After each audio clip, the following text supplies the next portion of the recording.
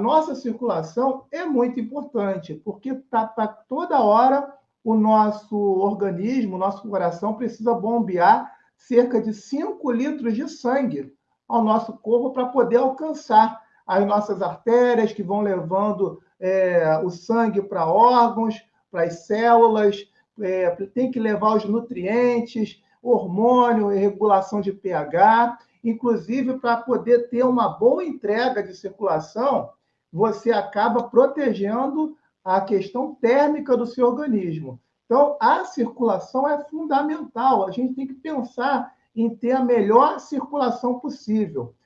A gente precisa ter uma vida em que não é só se cuidar, dormir bem, se alimentar bem, tem que estar atento a tudo, a fazer exercício, não pode ficar sedentário, tem que estar atento à questão da circulação. E aí o que acontece? As pessoas elas sentem dores,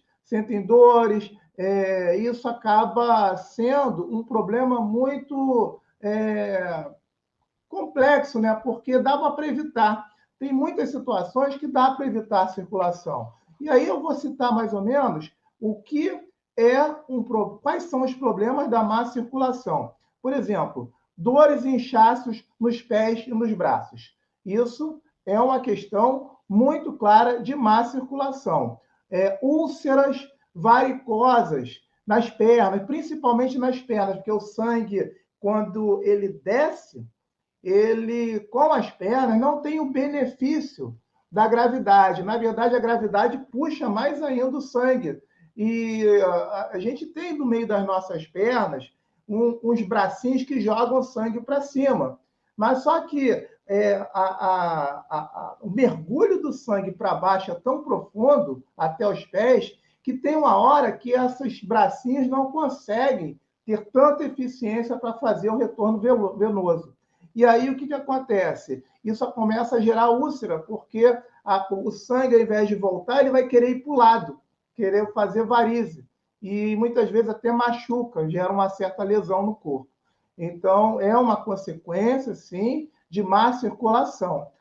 Inchaço anormal, além dos pés e mãos, né? Porque muitas vezes o braço fica para baixo e a gravidade puxa e o retorno venoso do braço também tem dificuldade. E nas pernas a mesma coisa. Então, tem uma hora que vai inchando, que o sangue não tem como voltar, ele vai meio que acumulando nas extremidades. Isso aí acaba, né, acontecendo com as pessoas. O rosto inchado também, muitas vezes a pessoa fica com o rosto inchado, o sangue vai circulando de uma forma lenta, não tem a velocidade correta e vai se acumulando também. Então, isso também é uma consequência que vai acontecer. Isso aí são características, né? Características de má circulação. Inchaço nos pés, muitas vezes, pode ser um problema renal, não somente um problema de má circulação. Aí tem que ter um acompanhamento médico muito preciso para que esse problema tenha um encaminhamento médico correto. As extremidades, mãos e pés, tendem a ficar frias e roxas, também é sinal de má circulação. Por exemplo, o corpo aqui está quente, mas a mão está fria, né? Não é, Sandro? Então, isso aí é uma questão que acaba incomodando o organismo também. Varize também é uma questão muito característica da má circulação. Dor e coceira. Dor é claro, isso tem. Coceira também, as pessoas sentem coceira, é um sinal, sim. Tudo isso está sendo dito até para que a pessoa fique atenta, que isso pode, sim, ser um sinal de problema de má circulação. Quer ver um outro problema de má circulação? Má digestão. Quando você tem uma digestão com dificuldade, o alimento desce com dificuldade, refluxo, isso pode ser também um problema de má circulação, porque o estômago, para fazer uma boa digestão, precisa de sangue. O sangue tem que estar circulando bem ali, para que ele possa funcionar com qualidade. E a mesma coisa a prisão de ventre. Os nossos intestinos precisam de uma boa circulação para ter uma boa nutrição para que possa funcionar. E quando isso não acontece, prisão de ventre. Desnutrição, consequência da má digestão. Quando a gente fala má digestão, não é só o estômago ter dificuldade de digerir o alimento? É a absorção também do alimento, porque se o sangue está sendo mal gerido pelo organismo, o baço, que é o órgão que vai fazer a melhor absorção dos alimentos para poder distribuir as vitaminas e os minerais, ele vai funcionar de uma forma deficiente.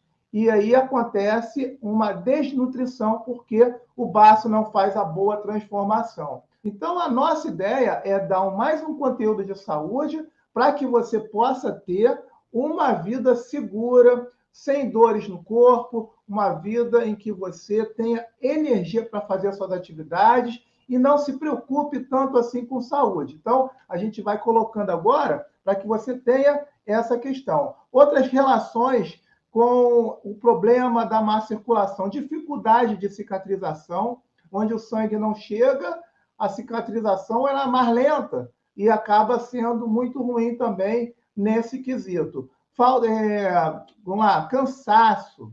Cansaço mesmo, você está com cansaço, é um problema de má circulação, porque o sangue não chega direito nos músculos. E o músculo sem oxigênio, ele não executa bem as tarefas, sobrecarrega e fica mais cansado. Vamos lá, crise de esquecimento, também é uma questão da má circulação, porque o sangue não chega no cérebro. E aí o cérebro não pensa bem. Pensamento confuso. Tem muitas pessoas idosas que começam a variar, você pensa que a pessoa está senil, está com problema de Alzheimer, não sei o quê, mas não, às vezes é só má circulação.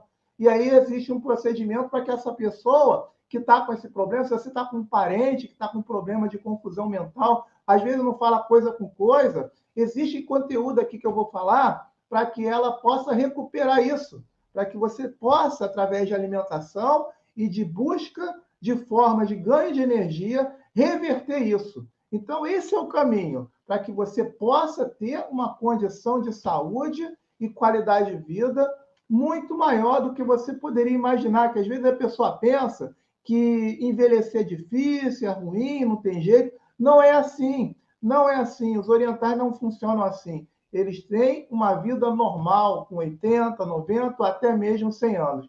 Então, a proposta do nosso trabalho, do nosso canal, é que vocês criem essa consciência para que vocês possam ter uma vida segura e tranquila, com muita qualidade de vida. Dormência também é uma questão relacionada à má circulação.